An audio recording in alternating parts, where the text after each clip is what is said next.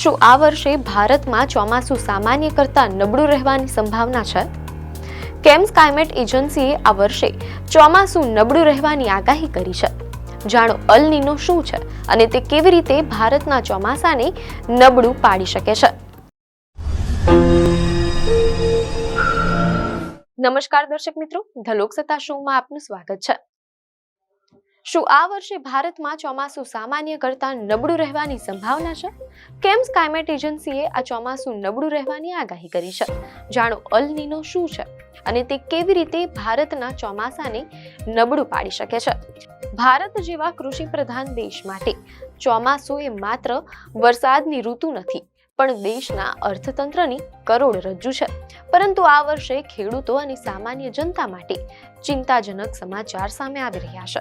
Media અહેવાલોમાં જાણવા મળેલ છે કે ભારતની ખાનગી હવામાન એજન્સી સ્કાયમેટ વેધર એ આગામી ચોમાસાનું પૂર્વાનુમાન રજૂ કર્યું છે, જેમાં જણાવાયું છે કે આ વર્ષે ભારતમાં ચોમાસું સામાન્ય કરતાં નબળું રહેવાની પ્રબળ સંભાવના છે.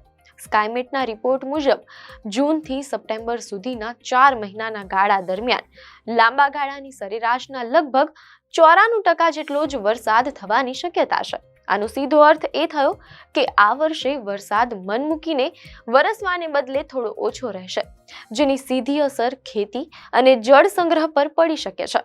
ભારતના ચોમાસાના 4 મહિના એટલે કે જૂન, જુલાઈ, ઓગસ્ટ અને સપ્ટેમ્બર દરમિયાન જે વરસાદ પડે છે તેને વૈજ્ઞાનિક ભાષામાં લાંબા ગાળાની સરેરાશ કહેવામાં આવે છે. સામાન્ય રીતે જો આ ગાળામાં દેશમાં સરેરાશ 868.6 મિલીમીટર વરસાદ થાય તો તેને સામાન્ય ચોમાસું ગણવામાં આવે છે. પરંતુ મીડિયા અહેવાલોમાં જાણવા મળેલ છે કે સ્કાયમેટના અનુમાન મુજબ આ વર્ષે આ આંકડો ઘટીને 817 મિલીમીટરની આસપાસ રહી શકે છે. એજન્સીના જણાવ્યા પ્રમાણે ચોમાસું 90% થી 95%ની વચ્ચે રહેવાની શક્યતા લગભગ 40% છે. આ આંકડાઓ સૂચવે છે કે આ વર્ષે વરસાદની અછત વર્તાઈ શકે છે. જો કે સ્કાયમેટના પૂર્વાનુમાનમાં એક રાહતની વાત એ છે કે ચોમાસાની શરૂઆત સારી રહી શકે છે. જૂન મહિનામાં સરેરાશના 101% વરસાદ થવાની સંભાવના છે, જેનો અર્થ છે કે ખેડૂતો વાવણીનું કાર્ય ઉત્સાહપૂર્વક શરૂ કરી શકશે. પરંતુ જૂન બાદ ચોમાસું ધીમે ધીમે નબળું પડી શકે છે. જુલાઈ મહિનામાં વરસાદ ઘટીને સરેરાશના 95% થઈ જવાની શક્યતા છે. ઓગસ્ટ મહિનો સૌથી વધુ ચિંતાજનક બની શકે છે, કારણ કે આ મહિનામાં સરેરાશના માત્ર 92% વરસાદનું અનુમાન છે. ઓગસ્ટમાં 60% એવી શક્યતા છે કે વરસાદ સામાન્ય કરતાં ઘણો ઓછો રહેશે. સપ્ટેમ્બર આવતા સુધીમાં વરસાદ વધુ ઘટશે અને તે સરેરાશના 89% સુધી જઈ શકે છે, જે ખેતરમાં ઉભેલા પાક માટે મુશ્કેલી સર્જી શકે છે. ચોમાસું નબળું રહેવા પાછળનું સૌથી મોટું કારણ છે અલ નીનો. મીડિયા અહેવાલોમાં જાણવા મળેલ છે કે સ્કાયમેટના એમડીના જણાવ્યા અનુસાર છેલ્લા 1.5 વર્ષથી ચાલી રહેલી લા નીનાની સ્થિતિ હવે સમાપ્ત થઈ છે અને પ્રશાંત મહાસાગર અત્યારે તટસ્થ સ્થિતિમાં છે. પરંતુ ચોમાસાની શરૂઆતમાં જ અલ નીનો સક્રિય થવાની સંભાવના છે. અલ નીનો એ પ્રશાંત મહાસાગરમાં બનતી એક કુદરતી ઘટના છે, જેમાં સમુદ્રનું પાણી અસામાન્ય રીતે ગરમ થાય છે. જ્યારે આવું થાય ત્યારે ગરમ પાણીને કારણે જેટ સ્ટ્રીમ એટલે કે પવનો દક્ષિણ અને પૂર્વ તરફ ખસી જાય છે. પરિણામે ભારત જેવા દેશોમાં વરસાદ લાવતા પવનો નબળા પડી જાય છે અને ચોમાસું સુસ્ત થઈ જાય છે. સ્કાયમેટના નિષ્ણાંતનું કહેવું છે કે ઓગસ્ટ મહિનાથી ચોમાસા પર અલ નીનોની નકારાત્મક અસર સૌથી વધુ જોવા મળશે.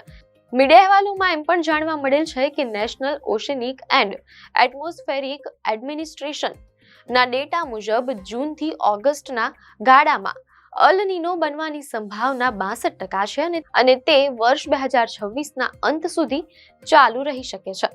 આનો અર્થ એ થયો કે ચોમાસાના મધ્ય અને અંતિમ તબક્કા દરમિયાન એટલે કે જ્યારે પાકને પાણીની સૌથી વધુ જરૂર હોય છે ત્યારે જ વરસાદની ખેંચ વર્તાશે.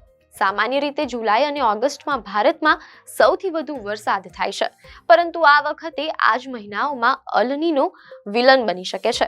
હવે વાત કરીએ આપણા ગુજરાતની. મીડિયા અહેવાલોમાંથી પ્રાપ્ત થતી માહિતી મુજબ સ્કાયમેટે જે રાજ્યોમાં નબળા વરસાદની આગાહી કરી છે તેમાં ગુજરાત મોખરે છે.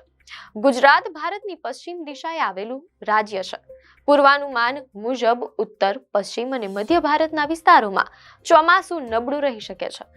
રાજસ્થાન, પંજાબ, હરિયાણા અને મહારાષ્ટ્રની સાથે ગુજરાતમાં પણ સરેરાશ કરતા ઓછો વરસાદ થવાની સંભાવના છે.